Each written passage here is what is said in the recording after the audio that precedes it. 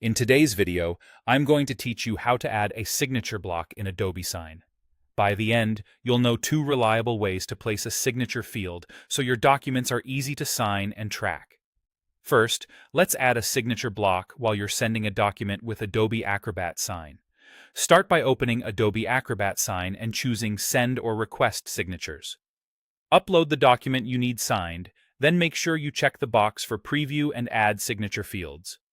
Click Next to open the document editor. On the right, you'll see the Fields panel. Drag the signature field onto the spot where the signer should sign. You can adjust its size and position so it lines up neatly with any lines or labels on the page. Next, assign the field to the correct recipient. If you have multiple recipients, confirm the field uses the intended signer's color or name in the assignment dropdown. When you're satisfied with placement and assignment, click Send. The recipient will be able to type, draw, or upload their signature electronically using that signature block, making the process fast and legally compliant. Now, if you're preparing a PDF form in Acrobat on your desktop, you can embed a signature field right into the file. Open the PDF in Adobe Acrobat, go to Tools, and select Prepare Form. From there, choose Insert Signature Field.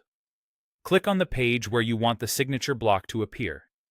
Place it where it makes the most sense for your layout, such as near a printed name line or at the bottom of a form. When you're done, save the document. This creates a fillable signature box that anyone can sign electronically when the form is distributed or uploaded to a signing workflow. It's helpful to understand what a signature block can include. Beyond the signature field itself, a complete block may display or capture the signer's email, the signing date, the signer's name, and optionally a title or company, depending on your settings and the fields you've added. Keep in mind, if you send a document without a signature field, Adobe Sign may automatically place one at the end to ensure the document can still be signed. But placing fields yourself gives you full control over layout and clarity. That's it.